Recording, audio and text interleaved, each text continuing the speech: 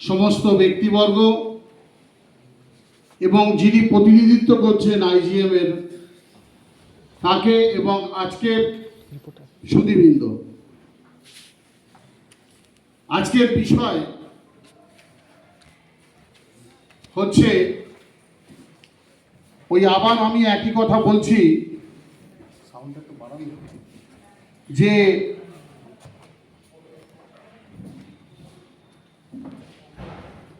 Honourable supreme court এবং honourable হাইকোর্টের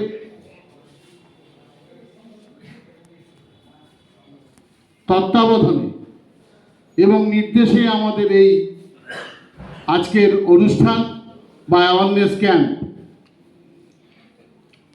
আমি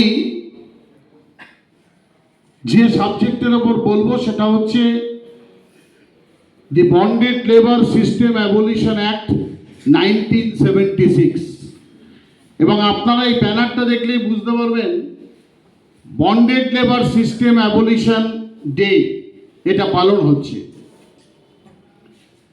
বন্ডেড লেবার সিস্টেমটা কি? এটা এমন একটা সিস্টেম যেটা জোরপূর্বক বা আংশিক জোরপূর্বক একটা চুক্তি যে কেউ লেবার দেবে আর কেউ লেবার বা শ্রম নেবে। এইটা বিভিন্ন বিষয় নিয়ে, যেমন সে নিজে বা তার পূর্বসূরির অ্যাডভান্স নিয়েছিল তার জন্য সুদসহ কিছু দেওয়ার জন্য, অথবা প্রচলিত কোনো সামাজিক বাধ্যতা থেকে এটা করতে হয় যে অ্যাজ পার কাস্টমস, অথবা উত্তরাধিকার সূত্রে পাওয়া কোনো বাধ্যতা থেকে, অথবা পূর্বসূরি কোনো আর্থিক দান গ্রহণ করেছেন তার থেকে, কোনো জাতি বা সম্প্রদায়ের ঘরে জন্মগ্রহণ করেছে সেই থেকেও এইটা করা হয়। তাকে কি করতে হয়? তাকে নিজেকে বা পরিবারের কারুর মাধ্যমে শ্রম প্রদান করতে হবে ক্রেডিটারের কাছে, অর্থাৎ যার কাছ থেকে দান নিয়েছিল গ্রহণ করেছিল তার কাছ থেকে। এর কাছে ক্রেডিটারের স্বার্থটাকে, অর্থাৎ তাকে ওখানে আমাকে ওইটা মেটাতে হবে। কি না, আমি যে টাকা নিয়েছিলাম বা যে দান গ্রহণ করেছিলাম সেইটাকে মিট আপ করতে হবে। সেটা একটা নির্দিষ্ট বা অনির্দিষ্ট সময়ের জন্য, এবং তার জন্য কোনো পারিশ্রমিক বা কোনো রকম পারিশ্রমিক বা অল্প পারিশ্রমিক পাওয়া যাবে। তাকে কর্মস্থানের স্বাধীনতা বা জীবিকার উপায় নির্দিষ্ট বা অনির্দিষ্ট সময়ের জন্য বাজেয়াপ্ত করতে হবে। অর্থাৎ কর্মসংস্থান তিনি করতে পারবেন না, সারা ভারতবর্ষে স্বাধীনভাবে তিনি ঘোরাফেরা করতে পারবেন না, এবং তাকে বন্ধ করতে হবে। তার সম্পত্তি বা তার উৎপন্ন কোনো বস্তু বা কোনো জিনিস তিনি পরিবারের কেউ বা সেই সম্পত্তি বা উৎপন্ন কোনো জিনিস পরিবারের কোনো জিনিস উৎপন্ন হয় তাহলে সেটা বিক্রি করা থেকে বিরত থাকতে হবে। এটা হচ্ছে কন্ডিশন, যে তুমি যেহেতু এইটা নিয়েছো তাই জন্য তোমার শ্রমটাকে আমার কাছে বন্ধক রাখতে হবে। তাই জন্য এই কথাটা এসছে বন্ডেড লেবার। আমি যদি ছোট করে বলি তাহলে এটা এরকম দাঁড়ায়, বন্ধক শ্রম পদ্ধতি হলো এক ধরনের জোরপূর্বক শ্রম, যেখানে একজন ব্যক্তি ঋণের জামানত হিসাবে নিজের শ্রম বা সেবা প্রদান করেন। এই পদ্ধতিতে ঋণ গ্রহীতা ঋণদাতার কাছে নিজের শ্রম বা সেবা বন্ধক রাখে এবং ঋণ পরিশোধ করা না পর্যন্ত ঋণদাতার হয়ে কাজ করতে বাধ্য থাকে। এইটা হলো বন্ডেড লেবার।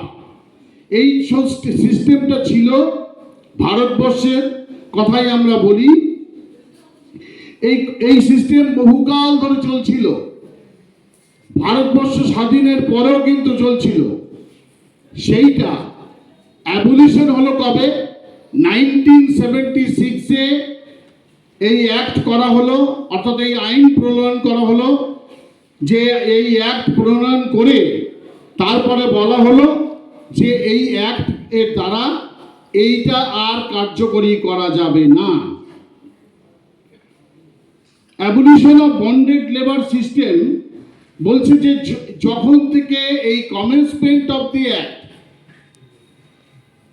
যখন থেকে এটা শুরু হলো, কবে? 1976। 1976 থেকে যখন আইনটা শুরু হলো, তখন সেইটা থেকে ওই বন্ডেড লেবার সিস্টেমটা ফ্রিজ হয়ে গেল এবং সমস্ত ব্যাপারটা ফ্রি হয়ে গেল, সমস্ত অব্লিগেশন তাদের এগেনস্টে ডিসচার্জ হয়ে গেল। কি করতে পারবে না তখন থেকে শ্রমের বদলে অ্যাডভান্স দিতে পারবে না, কোনো ব্যক্তিকে জোর করে বন্ধকি শ্রম আদায় করতে পারবে না কোনো ব্যক্তির কাছ থেকে। এইটা হয়ে গেল সেকশন 4। সেকশন 5-এ বলছে agreement, customs etcetera to be void. তার মানে এই আইন পাস হওয়ার পর কোনো চুক্তি বা কোনো কাগজ, সমস্ত কিছু, যে লোন, যে কোনো কাগজ যদি তৈরি হয় তাহলে সেটাকে বলা হচ্ছে যে বাতিল বলে গণ্য করা হবে। সেকশন 5-এ বলে দিল। এইবার হচ্ছে এই আইনের হওয়ার ফলে কি হলো, সমস্ত বাধ্যতা যেটা যে এই করতে হবে, তোমার যতদিন না পর্যন্ত তোমার ওই ঋণ শোধ হচ্ছে ততদিন তোমায় শ্রম দিতে হবে, এই সমস্ত বাধ্যতা শেষ হয়ে গেল। সিভিল কোড বলছে সিভিল কোড কোনো মামলা, সিভিল কোডে কোনো মামলা করা যাবে না ওই সমস্ত শ্রম আদায় করার জন্য। 1976-এর পর শ্রম আদায়ের জন্য কোনো ডিক্রি বা অর্ডার যদি হয় সেটাকে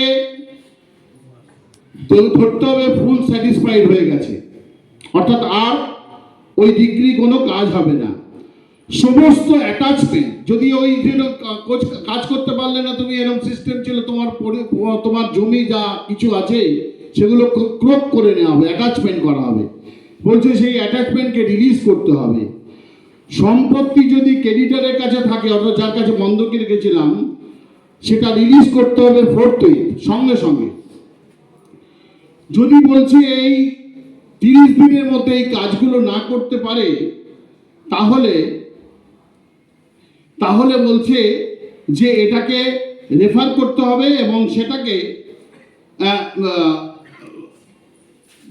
রেস্টোর করার জন্য সমস্ত রকম ব্যবস্থা করতে হবে। তারপরে অথরিটি অর্ডার, সিভিল কোর্টের অর্ডারকে এবার এই অথরিটির কাছে অথরিটি ব্যবস্থা নেবে যে কেন তুমি পারলে না, এবং যে অথরিটির যে অর্ডারটা হবে সেই অথরিটির অর্ডারটাকে ধরতে হবে সিভিল কোর্টের অর্ডারটা এমনই অর্ডার। প্রপার্টি অ্যাটাচ করে বিক্রি করলে সেই অ্যাটাচমেন্টের প্রপার্টিটাকেও কিন্তু ওই প্রপার্টি ওকে আবার ফেরত দিতে হবে। কোনো মামলা থাকলে সেটা যদি চালু থাকে 1976-এর এই অ্যাক্ট পাস হওয়ার পরে, তাহলে সেটাকে ডিসমিস বলে ধরতে হবে, অর্থাৎ আর মামলা নেই। তারপরে বলছে কোনো বন্ডেড লেবার সিভিল প্রিজনে যদি থাকে, তার এগেনস্টে এমন করা হয়েছে যে সিভিল কোর্ট থেকে অর্ডার করা হয়েছে সিভিল প্রিজনে থাকো। As soon as the act has been passed 1976-এ, সেদিন থেকে ফোর্থউইকলি সেই সিভিল প্রিজন থেকে তাকে রিলিজ করতে হবে। এই হলো। এইবারে এই অ্যাক্ট ইমপ্লিমেন্টেশন কিভাবে করতে হবে, হু আর দ্য অথরিটিজ? বলছে রাজ্য সরকার, রাজ্যের সমস্ত জেলায় ডিএম সাহেবরা যারা আছেন তাদের দায়িত্ব এই অ্যাক্টকে ইমপ্লিমেন্ট করা এবং দেখতে হবে যে এই অ্যাক্টটা ঠিকমতো কার্যকরী হচ্ছে কিনা, অর্থাৎ বন্ডেড লেবারের যে সমস্ত পদ্ধতি অবলম্বন করা হতো সেই বন্ডেড লেবার হচ্ছে কিনা, সেই পদ্ধতি এখনো চলছে কিনা। ডিএম সাহেব এটা দেখবেন যে বন্ডেড লেবারকে ফ্রি করতে হবে, অর্থনৈতিক তার সাহায্য করতে হবে এবং সে তার যে বন্ধকি সম্পত্তি আছে সেটাকে রিলিজ করার ব্যবস্থা করতে হবে। 420 বন্ধকি শ্রম চলছে কিনা, অর্থাৎ ওই বন্ডেড লেবার সিস্টেম চলছে কিনা সেটাকে পর্যবেক্ষণ করতে হবে। চললে তার জন্য যথোপযুক্ত ব্যবস্থা নিতে হবে, আইনি ব্যবস্থা নিতে হবে। এটা রাজ্য সরকার সমস্ত ডিএম সাহেবদের, যে সমস্ত জেলা প্রশাসনিক কর্তা আছেন তাদের উপরই এই ভার ন্যস্ত করেছেন এবং তিনি আবার সাব ডিভিশনে যারা দায়িত্বে আছেন তাদেরকে দেবেন, তারা ওইগুলো দেখবে। এই একটা পাস করলেই তো হবে না, একটার জন্য আবার ভিজিট